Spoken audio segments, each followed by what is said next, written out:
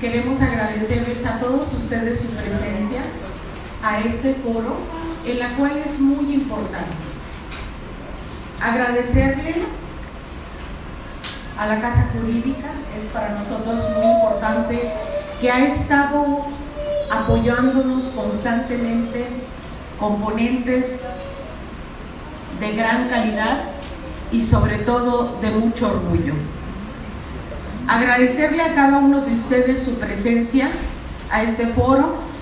Quiero comentarles quién será la moderadora de este evento. Es la licenciada Rosa María Macías,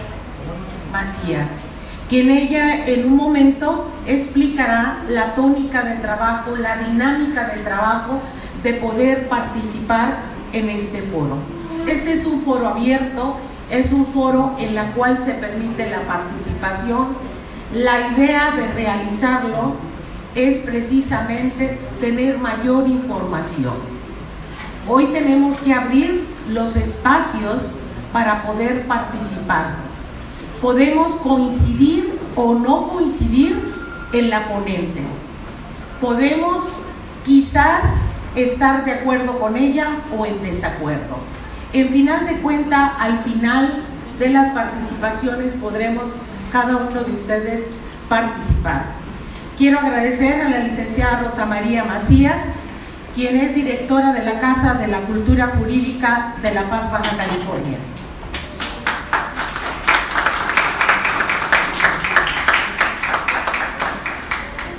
A Eunice Yanina Gutiérrez Cruz, que es Dirección de Estudios y Promoción y Desarrollo de los Derechos Humanos.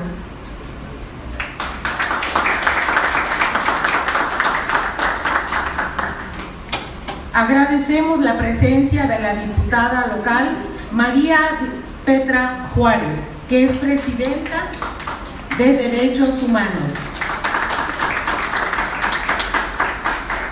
La diputada Rosalba, que es Presidenta de Igualdad de Género.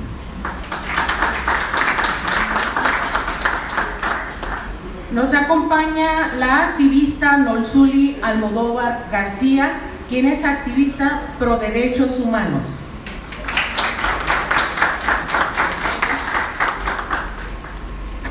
Cedo el uso de la voz. Muy buenos días. Todas las autoridades, en el ámbito de sus competencias, tienen la obligación de promover, respetar, proteger y garantizar los derechos humanos de conformidad con los principios de universalidad, interdependencia, indivisibilidad y progresividad. Por tal motivo, llevamos a cabo el foro Matrimonio Igualitario, Todos los Derechos para Todas las Personas, en coordinación con la Comisión Nacional de los Derechos Humanos, la Casa de la Cultura Jurídica y el Honorable Congreso del Estado. Una vez presentadas las autoridades que nos acompañan en presidio, agradecemos también la presencia de la licenciada Silvia Zulema Cota Gabilondo en representación del presidente municipal, licenciado Rubén Muñoz Álvarez. Así como a los y las servidoras públicas y el público en general y medios de comunicación que nos honran con su presencia. A continuación, le cedo el micrófono a la moderadora, la licenciada Rosa María Macías. Muy buenos días. Vamos a explicar la dinámica de esta mesa. Agradecemos a todos la presencia. En una primera ronda vamos a darle la voz a nuestros disertantes para que hagan la exposición de los temas que hoy nos han convocado. En una segunda ronda podremos otorgarle la voz en tiempo adicional para comentarios adicionales, conclusiones, a todo comentario adicional a lo expuesto.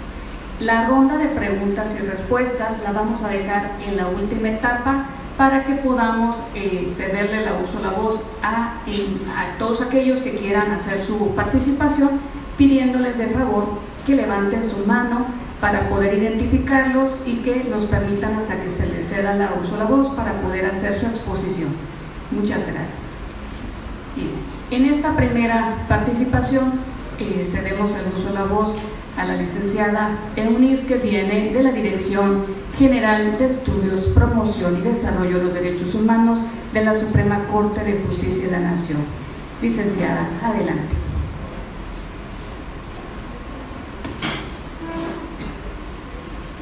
Muchas gracias. Primero quiero agradecerle a la directora de la Casa de la Cultura Jurídica por acogerme, a la diputada Anita porque siempre ha sido sensible a estos temas y porque ha ayudado a visibilizarlos aquí en el Congreso Estatal.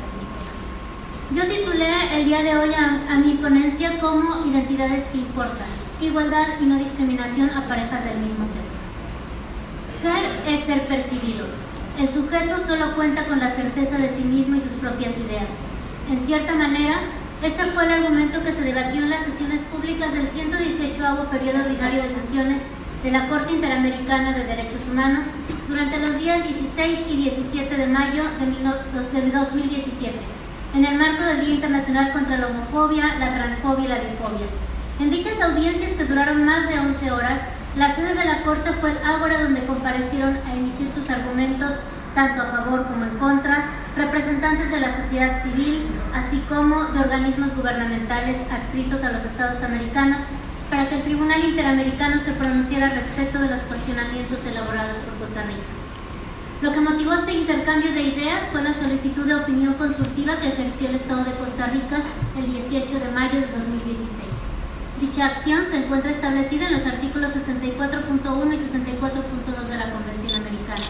En esta consulta, el Estado solicitó que el Tribunal se pronunciara respecto a 5 preguntas que versaban de manera general sobre identidad de género y el reconocimiento de los derechos que se deriven de un vínculo entre personas del mismo sexo.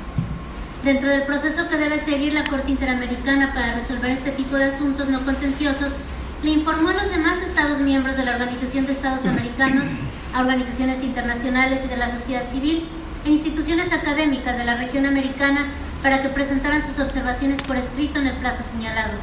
Sobra decir que este requerimiento tuvo una respuesta favorable entre dichos actores y de esta forma se dio un nutrido intercambio de ideas entre los jueces y los comparecientes. De los testimonios vertidos se desprende que en la práctica cotidiana de los países americanos siguen existiendo conductas lesivas de derechos hacia aquellos ciudadanos que solicitan al Estado ser reconocidos como parte integrante de una pareja en el más amplio sentido jurídico.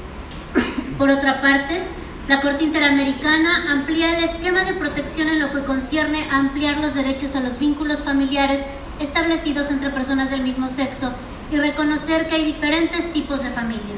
Ahonda que todas las personas son libres de elegir las que más los representen sin discriminación de unas u otras, y en los casos que sea necesario, los estados deben pugnar por adecuaciones en su legislación que den como resultado prácticas administrativas o judiciales que garanticen la protección de cualquier pareja.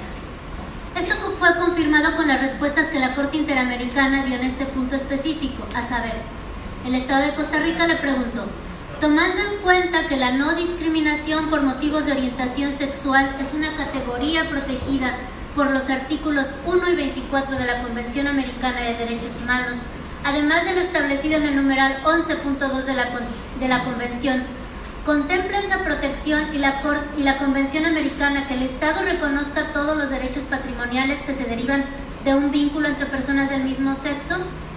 La Corte responde: la Convención Americana protege, en virtud del derecho a la protección de la vida privada y familiar, en su artículo 11.2, así como del derecho a la protección de la familia, artículo 17, el vínculo familiar que puede derivar de una relación de pareja del mismo sexo. La Corte estima también que deben ser protegidos sin discriminación alguna con respecto a las parejas entre personas heterosexuales, de conformidad con el derecho de igualdad y a la no discriminación, artículos 1.1 y 24. Todos los derechos patrimoniales que se derivan del vínculo familiar protegido entre personas del mismo sexo. Sin perjuicio de lo anterior, la obligación internacional de los Estados trasciende las cuestiones vinculadas únicamente a derechos patrimoniales y se proyecta a todos los derechos humanos internacionalmente reconocidos, así como a los derechos y obligaciones reconocidos en el derecho interno de cada Estado que surgen de los vínculos familiares de parejas heterosexuales. La siguiente pregunta dice: en caso que la respuesta anterior sea afirmativa, ¿es necesaria la existencia de una figura jurídica que regule los vínculos entre personas del mismo sexo para que el Estado reconozca todos los derechos patrimoniales que se derivan de esta relación? La Corte puntualmente responde: los Estados deben garantizar el acceso a todas las figuras ya existentes en los ordenamientos jurídicos internos para asegurar la protección de todos los derechos de todas las familias conformadas por parejas del mismo sexo, sin discriminación con respecto a las que están constituidas por parejas heterosexuales.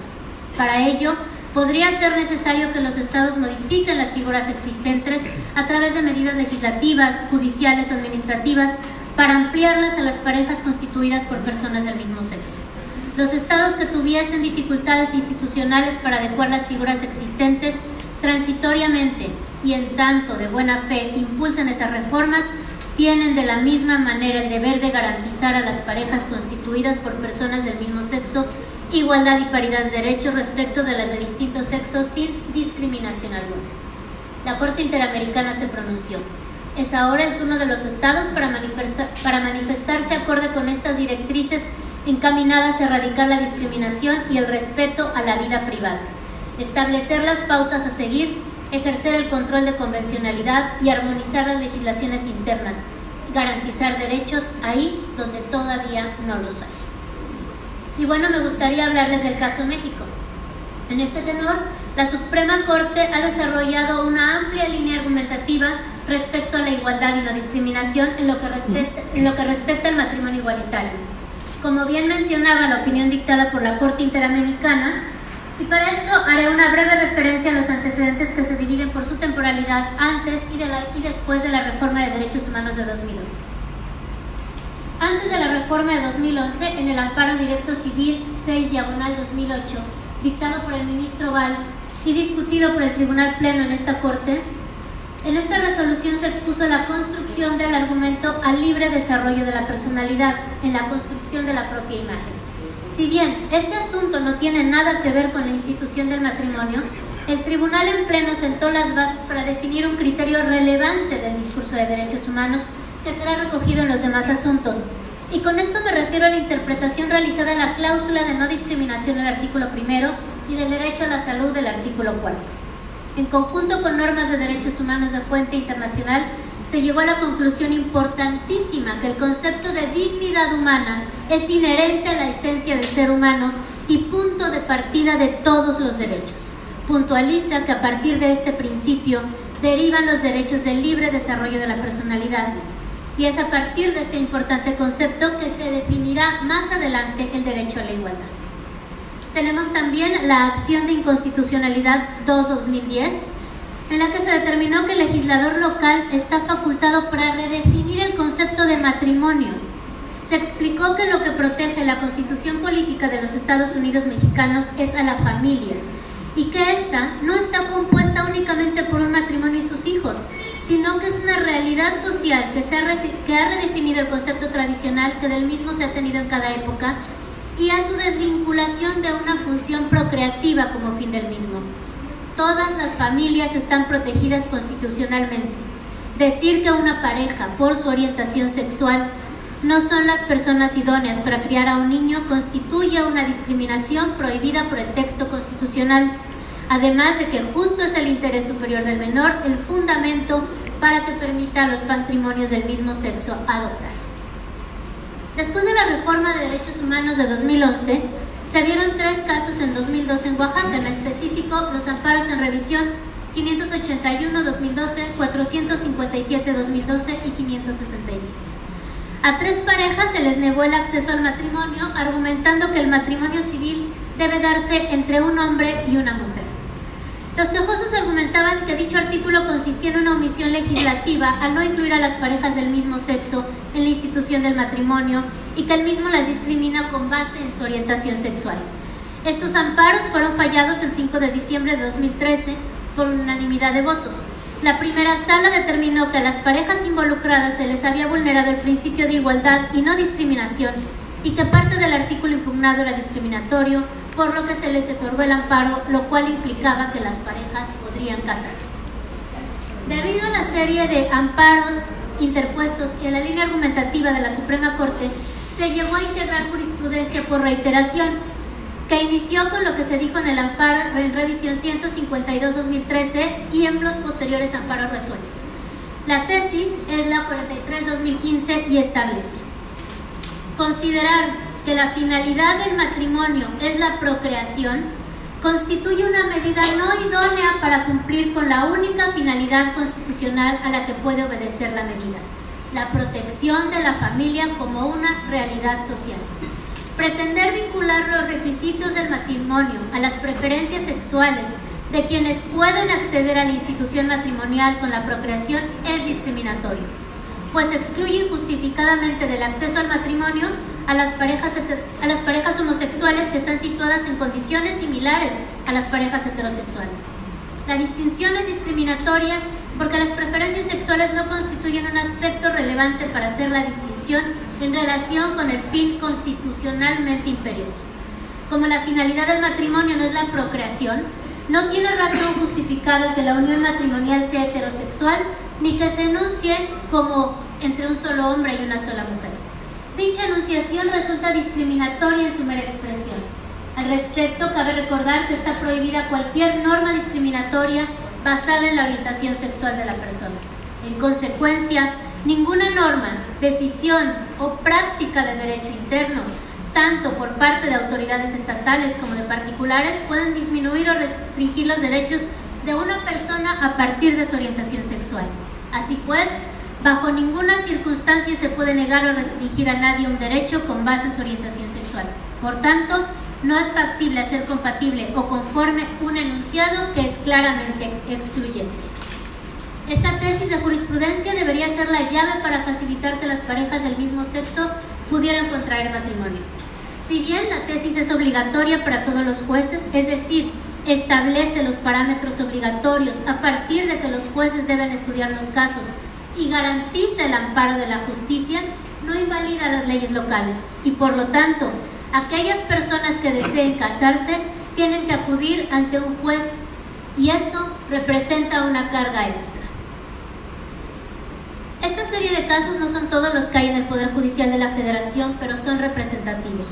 Nos dejan ver claramente la postura de la Corte al establecer que una postura tradicional del matrimonio es inconstitucional, ya que la Constitución Política de los Estados Unidos Mexicanos, en su artículo 1, determina la prohibición de toda discriminación motivada por origen étnico o nacional, género, edad, discapacidades, condición social, condiciones de salud, religión, opiniones, preferencias sexuales, estado civil o cualquier otro que atente contra la dignidad humana y tenga por objeto anular o menoscabar los derechos y libertades de las personas.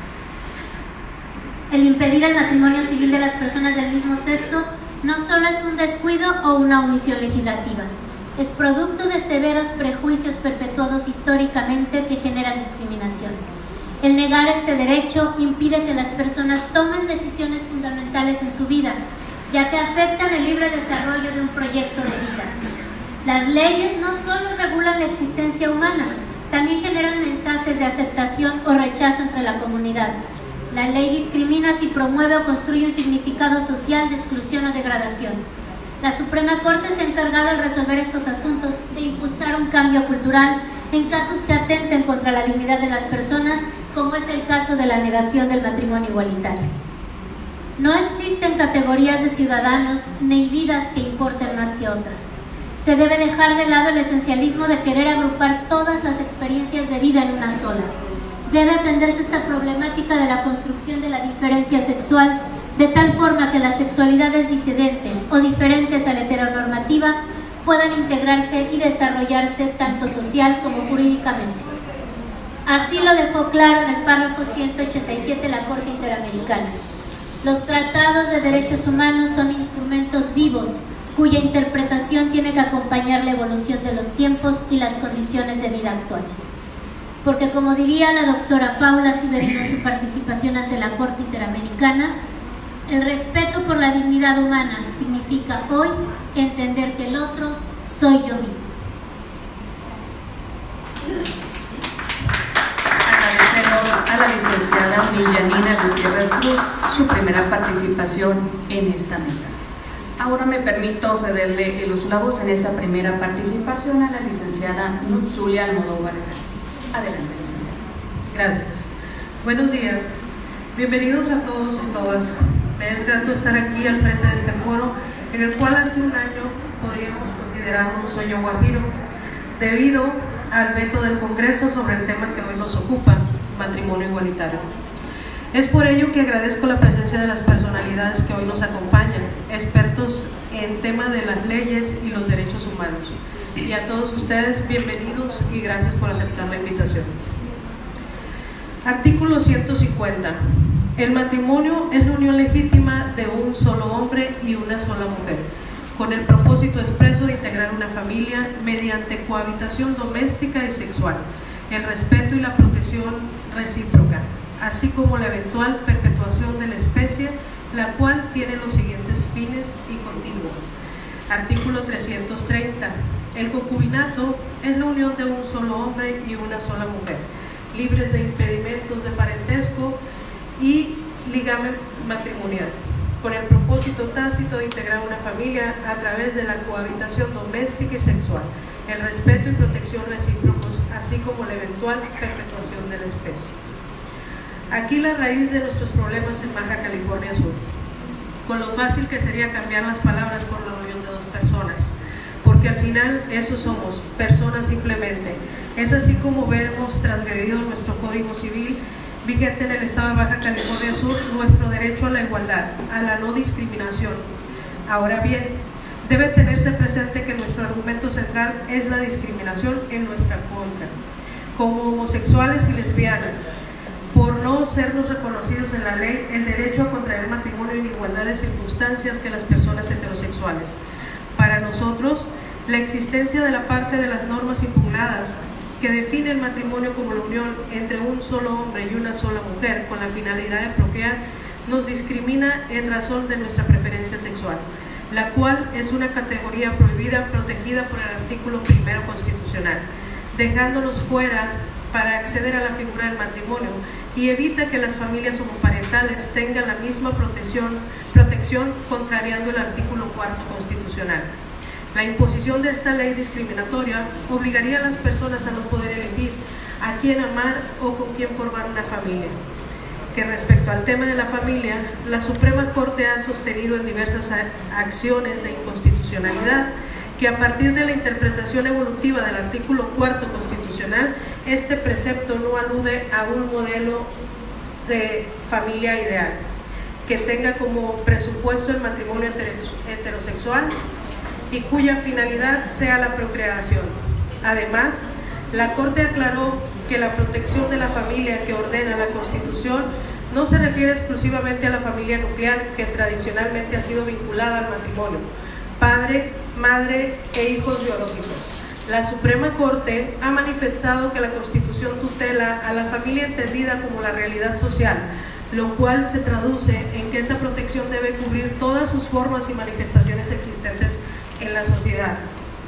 Familias nucleares compuestas por padres e hijos, biológicos o adoptivos, que se constituyan a través del matrimonio o uniones de hecho.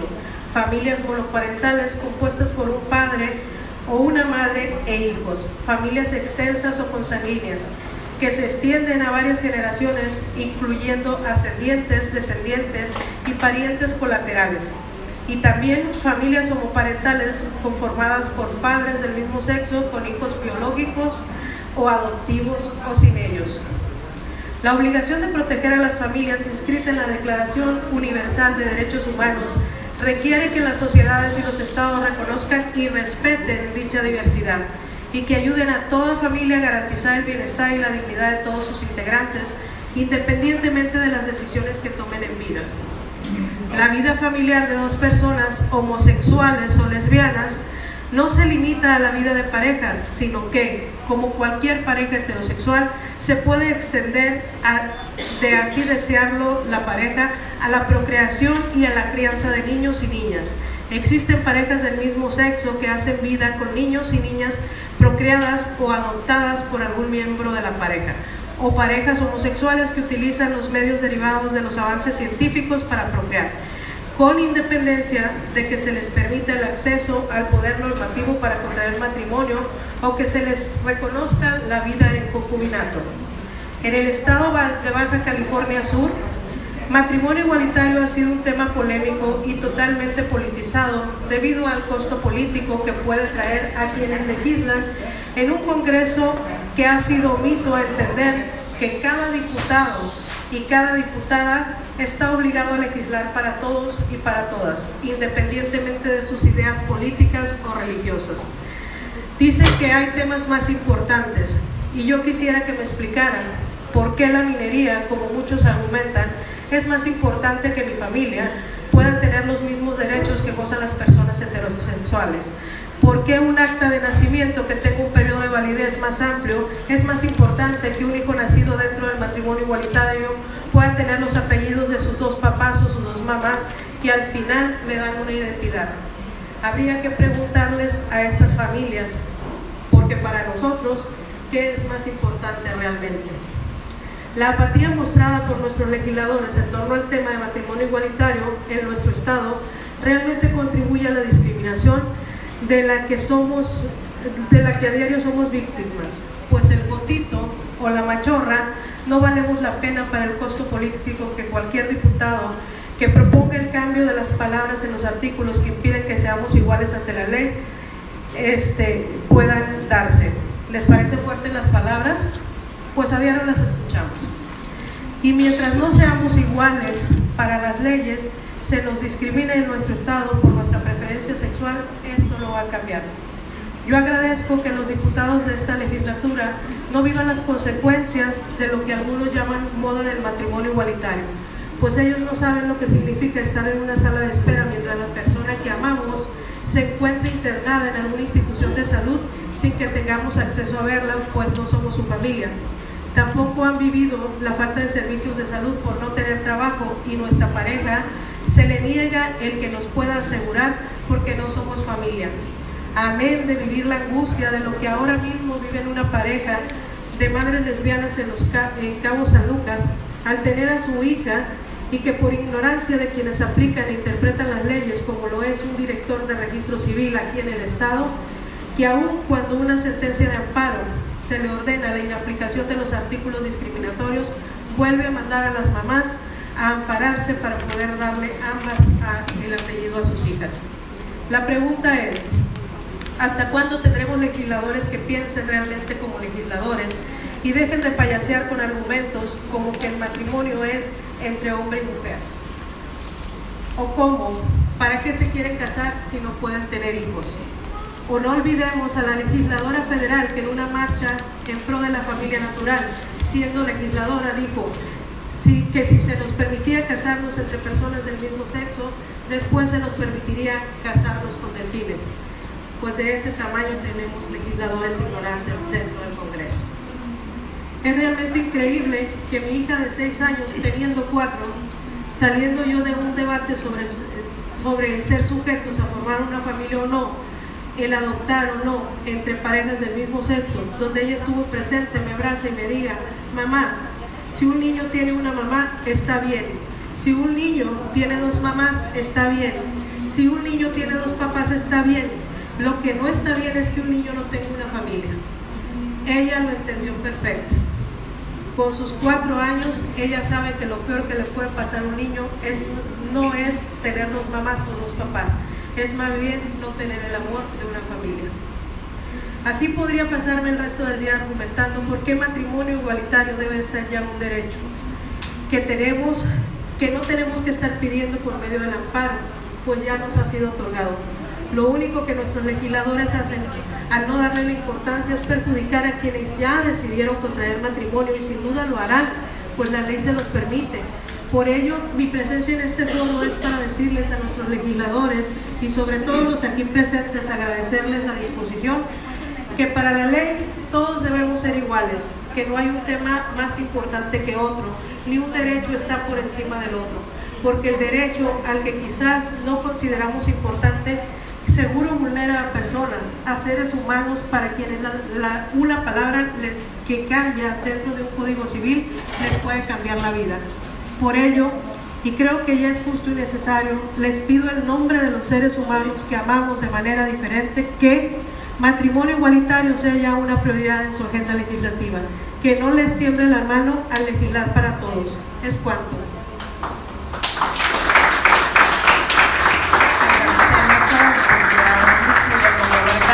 Su primera participación en esta ronda de preguntas, en esta mesa. Pasaríamos a la segunda etapa de este foro, donde estaríamos cediéndole el uso de la voz en el mismo orden de participación para reflexiones, comentarios o conclusiones adicionales a lo ya expuesto. Me permito cederle el uso de la voz a la licenciada Eunice Yanina Gutiérrez Cruz.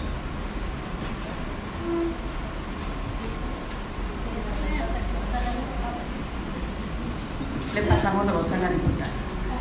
Buenos días. Yo estoy muy agradecida que hayan venido porque los temas se tienen que tocar. De todo tenemos que hablar. Desgraciadamente el tiempo, nosotros tenemos otras actividades y por eso quiero hacer el comentario. Me voy a retirar, pero quiero hacer el comentario. Creo que si yo no dijera nada en este momento, lo que ha dicho la licenciada Eunice y lo que acaba de decir la licenciada que acaba de terminar su lectura, lo dicen todo.